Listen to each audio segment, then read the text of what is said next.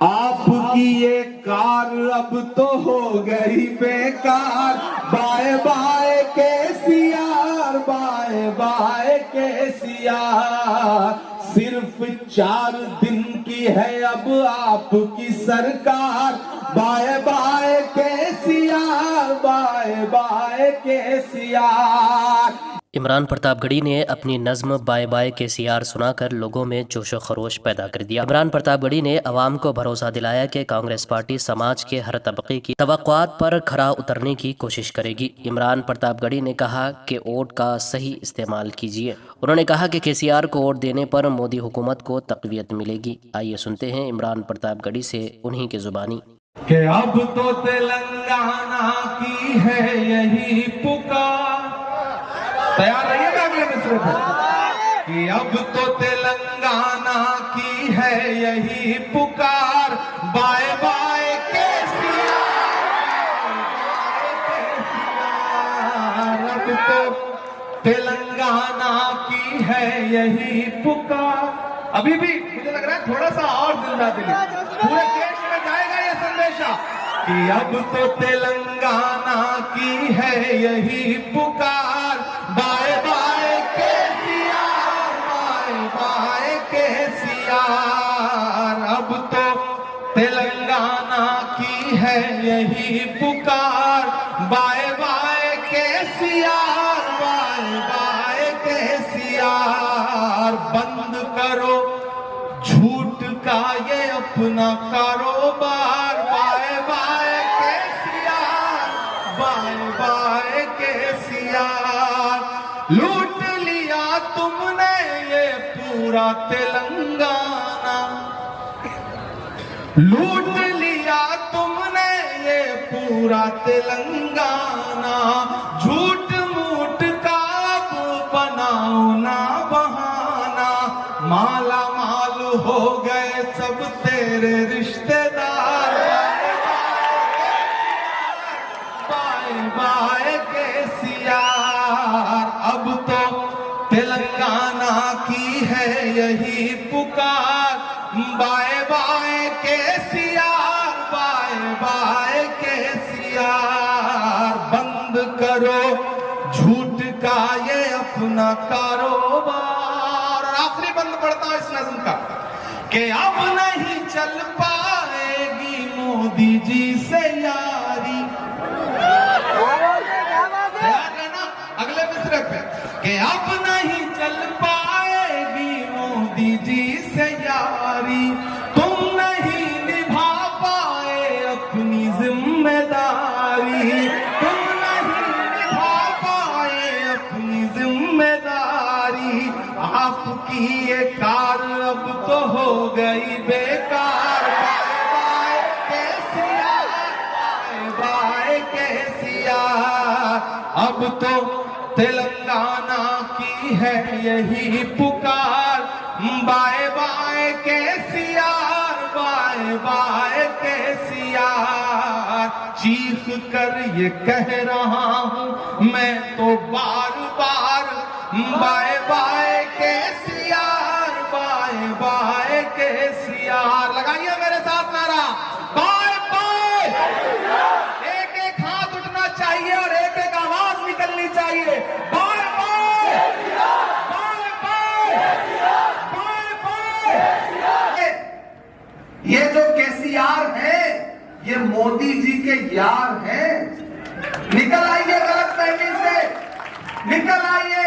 मैं हिंदुस्तान की पार्लियामेंट में बैठता हूं, मैंने अपनी आंखों से देखा है कि जब भी नरेंद्र मोदी जी को पार्लियामेंट में सपोर्ट की जरूरत पड़ती है, चाहे वो प्रेसिडेंट का इलेक्शन हो, वाइस प्रेसिडेंट का इलेक्शन हो, ट्रिपल तलाक का बिल हो, कोई भी बिल हो, जब भी नरेंद्र मोदी जी को जरूरत पड़ती है तो बीआरएस या तो उनके सपोर्ट में वोट करती है या फिर वॉकआउट करती है। वॉकआउट का मतलब भी सपोर्ट करना ही होता है। मैंने देखा है पार्लियामेंट में। मैं इससे आपसे कहना चाहता हूं, ये अपनी मोहब्बत का चश्मा उतारिए केसीआर वाला। नरेंद्र मोदी जी तेलंगाना आकर के क्या कहते हैं वो बयान सुना? अभी नहीं सुना तो मैं सुनाता हूं। नरेंद्र मोदी मोदी जी ने तेलंगाना में खड़े होकर के अभी 2 हफ्ते पहले कहा कि केसीआर आए थे मेरे पास अपने बेटे को चीफ मिनिस्टर बनवाने के लिए। जब मीडिया के साथियों ने केसीआर से पूछा कि नरेंद्र मोदी जी ने यह कहा कि आप गए थे उनके पास चीफ मिनिस्टर बनवाने के लिए, तो केसीआर पगले झांकने लगे और बोले ये पर्सनल बातें हैं, प्राइम मिनिस्टर को ये बातें नहीं बतानी थी। अरे और कौन कौन सी पर्सनल बातें छुपाओगे केसीआर साहब? कौन सा रिश्ता है भाजपा से आपका कि ईडी, सीबीआई, इनकम टैक्स, बाकी पूरे अपोजिशन को परेशान करके रख दिया उसने 9 साल में, लेकिन केसीआर के परिवार या केसीआर के किसी नेता पे ईडी का छापा पड़ा क्या? नहीं पड़ा ना, और किया ना।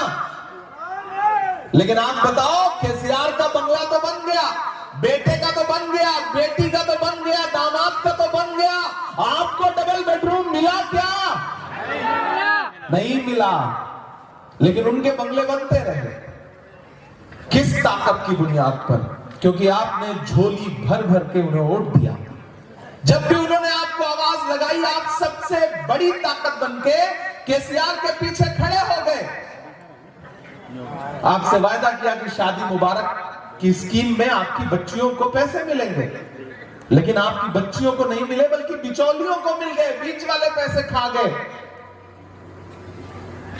आपसे वादा किया कि औकाफ की जमीनें लुटने नहीं देंगे, लेकिन परगी वालों, पूरे हिंदुस्तान का सबसे पहला सूबा है तेलंगाना, जहां 77,000 एकड़ जमीनें हैं औकाफ की, और उसमें तकरीबन 60,000 जमीनें या तो लूटी जा चुकी हैं या बेच दी गई हैं। उनका कोई पुरसाने हाल नहीं है।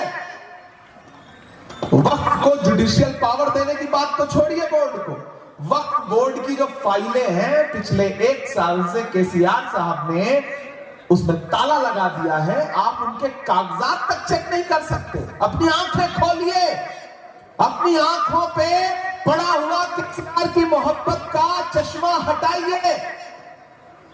ये जो केसीआर है ये मोदी जी के यार हैं। उस गलतफहमी से बाहर निकलिए। मैं यहां खड़ा होकर के पूरी जिम्मेदारी से आपसे कह रहा हूं कि हमने तेलंगाना बनाया, सोनिया गांधी जी ने तेलंगाना दिया, अब उसे सजाने संवारने की जिम्मेदारी भी हमारी है। मैं राहुल गांधी का सिपाही हूं, मैं राहुल गांधी की कयादत में अपनी सियासत करता हूं। आप मुझे मेरी शायरी के हवाले से जानते पहचानते हैं। मैं यहां आपके बीच में लंबा सा सफर तय करके यह कहने आया हूं कि 4 सूबों के इलेक्शन हैं। मध्य प्रदेश और छत्तीसगढ़ में वोटिंग हो चुकी है 17 तारीख को। क्लियर कट मेजॉरिटी के साथ कांग्रेस वहां सरकार बना रही है। मैं रात जयपुर में था, बाड़मेर में था, सीकर में था, राजस्थान में। वहां 25 तारीख को वोटिंग है, वहां भी कांग्रेस सरकार फिर से बना रही है। अब पूरे मुल्क की नजरें कहां पर है? तेलंगाना पर है। तेलंगाना वालों, ये इलेक्शन बहुत अहम है। अगर ये सिर्फ एमएलए चुनने का इलेक्शन होता तो मैं आपके बीच में इतनी दूर सफर तय करके पिछली कई रातों से सोया नहीं आता। लेकिन अगर मैं आपके बीच में आया हूं आपसे मुलाकात करने, आपसे बात करने, तो आप समझ लीजिए कि मुल्क का ये इलेक्शन कितना अहम है। खतरा आईन पर है, खतरा जमहूरियत पर है। मैं पार्लियामेंट में बैठता हूं इसलिए बात कह रहा हूं कि जुल्म के कद तलक आ पहुंची है, आखिरी हद तलक आ पहुंची है। वो जो नफरत थी गली कूचों में, अब तो संसद तलक आ पहुंची है। हम सुन रहे हैं अपने कानों से उसी पार्लियामेंट में कि किस तरह से बीएसपी के सांसद दानिश अली को गाली दी गई और पूरा देश चुप रहा। अगर कोई दानिश अली को दूसरी पार्टी का होने के बावजूद भी सीने से लगाने के लिए गया तो राहुल गांधी गए, इमरान प्रतापगढ़ी गया। मैं इस बुनियाद पर आपसे कह रहा हूं कि यह इलेक्शन बहुत अहम है।